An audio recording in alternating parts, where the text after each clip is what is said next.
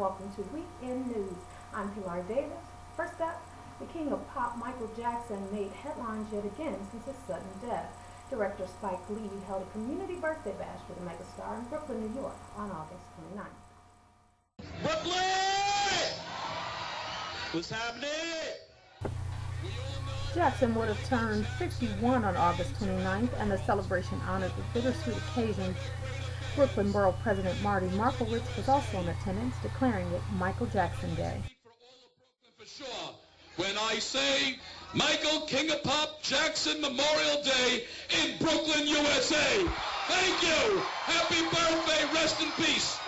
Every race, every creed, every nationality, every age. His music brings us all together, and it's a tragedy that we lost him. It really is. Thousands of fans showed up to honor the fallen icon, enduring rainy weather to show their love for Jackson. And I'm here to basically pay tribute to one of the most influential artists in my life. Michael Jackson gave me the gift of dancing because I used to watch his TV shows, his videos and everything, learning all the dance moves and steps. Also in attendance, Reverend Al Sharpton spoke to the crowd, applauding their dedication and calling for one last song from the megastar. Brooklyn at its best, Michael Jackson style. He rocked the world a little different. And now that we remembered him and purified him, let us remember how he rocked us and rocked the world. Michael, rock me one more time. Michael, rock us one more time. America is mourning the loss of one of its most influential political giants. Edward Moore Kennedy, more widely known as Ted Kennedy, died Sunday, August 25th, at his home in Hyannisport. Kennedy was the youngest of the Kennedy brothers, and many saw him as the last remaining patriarch of the Kennedy royal family. Ted Kennedy was part of American royalty, the Kennedy clan, including President John F. Kennedy, wowed the American public during the 60s with their charisma, social consciousness, and Hollywood-esque lifestyles. Teddy was the baby of the group and often followed in his older brother's footsteps. The youngest Kennedy brother joined the U.S. Senate in 1962. I pledge that I shall dedicate all of my strength and will to serving you in the United States Senate. Kennedy held true to that pledge. At the time of his death, he was the second most senior member of the Senate and the third longest serving senator in U.S. history. President Obama provided the eulogy for Senator Kennedy during the president's campaign. Kennedy was an early and avid supporter. The funeral was held at the Our Lady of Perpetual Help Basilica Church in Boston. Of course, luck had little to do with Ted Kennedy's legislative success. He knew that. A few years ago, his father-in-law told him that he and Daniel Webster just might be the two greatest senators of all time. Without missing a beat, Teddy replied, "What did Webster do?" But though it is Teddy's historic body of achievements that we will remember, it is his giving heart that we will miss.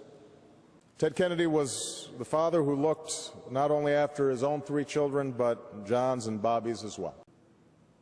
Ted Kennedy has gone home now, guided by his faith and by the light of those that he has loved and lost.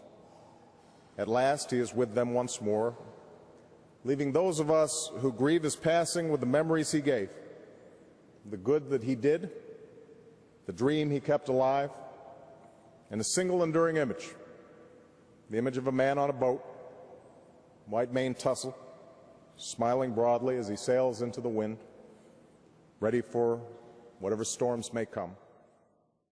Senator Kennedy's passing leaves his Senate seat vacant.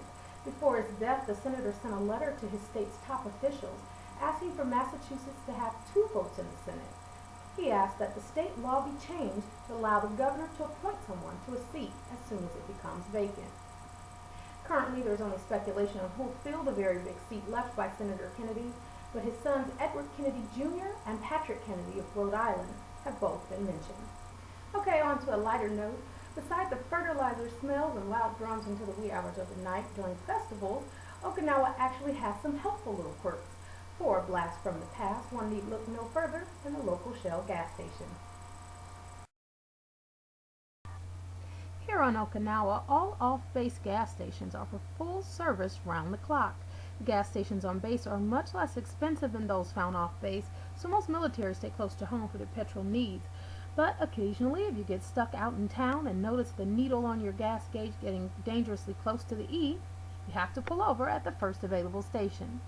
What you lose in coin, you make up for in convenience. Every off-base gas station is manned by a team of men eagerly waiting to provide full service. Complete with jumpsuits and smiling faces, they do all the work, while you sit comfortably behind the wheel.